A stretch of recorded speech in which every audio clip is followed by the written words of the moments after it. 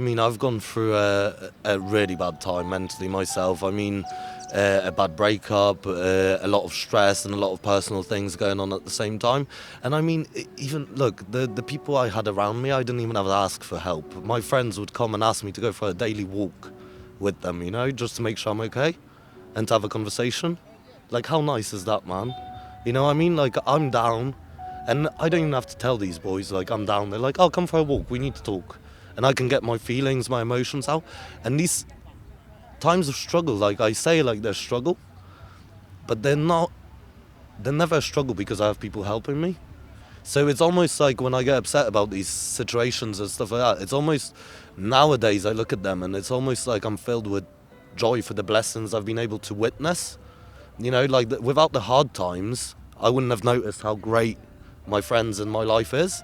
My life is filled with so many loving people. Like, and I feel more privileged than a lot of people, man.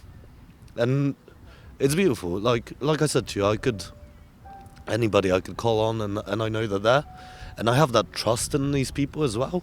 Imagine, nowadays, we live in places where people don't have like one or two friends or people that can truly trust. And I got a whole community. That's why I get emotional, you know?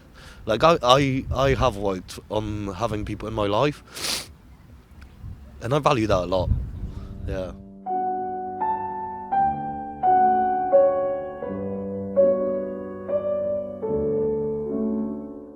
My mum's been struggling a lot with her health for as long as I can remember. She had a stroke when I was little, and she has very poor mental health.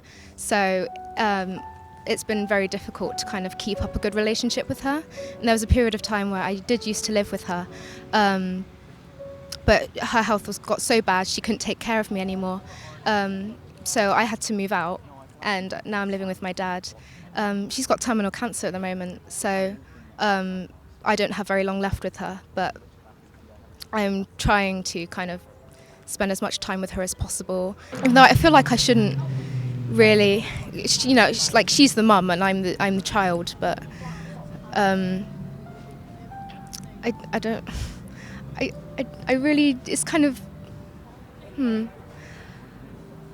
I do want to take care of her, you know, and I have done for ages, and I can't do that anymore because I'm not living with her.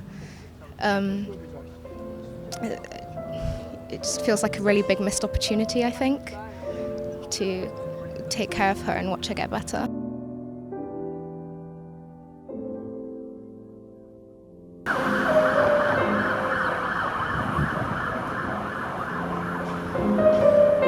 I've had my heart broken so many times.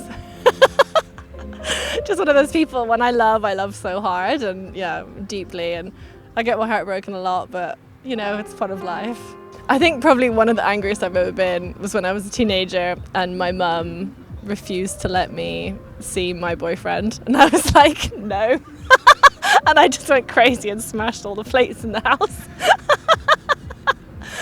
But I'm like, I've become, you know, I have changed a lot as a person, and I think I've let go of all those crazy anger issues, and I don't really get angry anymore. I'm quite a chilled out person.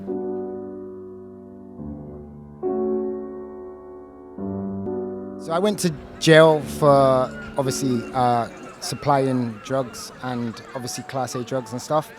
And I spent quite a while in jail, come out, and I kind of felt like it was time to make a change and do something different with my life. What I realized with people from where we're from is I found, you know, we excel in what we do. So a lot of these young guys that are out here selling drugs, they're good at it. They're good at selling. They're good at selling drugs, and they make a lot of money off it. Whereas if they would put that energy into other things, they could excel in their hobbies, in their businesses, and I just kind of feel like where I'm from, we don't get that promoted to us enough. We don't get the influence enough. I sold drugs and ended up in jail because I was good at selling drugs. And it's kind of like, you know, I went into a sales atmosphere and I excelled. I made £90,000 selling solar panels for a company which couldn't believe it, and they hired me and gave me a 50 grand a year job. Do you know what I mean? And that was the first ever real job that I had. And it just made me believe in myself a bit more, and just made me realize that anything I put my mind to, I can excel in it. What I would say to the young people of today is find something that you're interested in, find something that you love, and really believe in it, and sit down and work out avenues to where you can get to that accomplishment, whether that be 10 years, 20 years. Do you know what I mean? Like, I'm not a young spring chicken no more, and I'm far from where I want to be.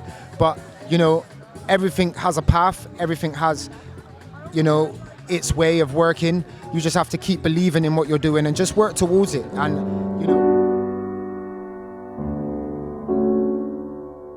I just got in a rut of being unhappy with myself, and I decided that I had to do something drastic to get myself out that rut. So I started my Instagram. The reason why I put pictures of myself online in lingerie is because I want other people to feel empowered and to feel like they have control of their bodies. And, you know, hopefully with me posting pictures that are unedited, you know, people see that cellulite is normal, that scars are normal, that body hair is normal. Over the years, have had a lot of people come onto my page and, you know, they comment really horrible things that you shouldn't say to other humans, and messages of harassment, of unsolicited pictures that I never asked for. Abuse basically online, which can and has been hard to kind of handle. But yeah, it definitely has taught me to, not taught me to have a thicker skin, but has made me have a thicker skin. So it's a negative and a positive, but yeah.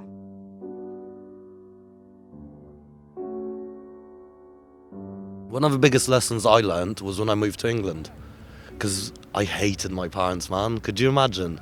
They took me away from all my friends, they took me away from everybody, and I was like, fuck, you guys ruined my life. I have no friends, I don't speak the language, I'm in the foreign country. Well, 16 years down the line, I look at myself in the mirror, I smile. I didn't know how it was going to pan out. So sometimes it's also admitting that we don't know the bigger picture. And if you trust in fate or God or anything leading the way, sometimes we just got to accept, okay, what's happening now might seem bad at the moment, but in the grand scheme of things, it will result in a great life. You know, I thought the worst thing for me to happen was to move to England. And right now I could be there on the border with the crisis of Ukraine, living that life. And I'm sat here enjoying time with my friends playing Pokemon cards. And life is just a way of delivering this to me and having a great, you know, time and being able to have this chat with you and shit like that. And I don't know if I'd be doing that if it wasn't for that hard time that I had to face. But it becomes easy when you realize all of the hard times, they're just a lesson waiting for you to learn. You know what I mean?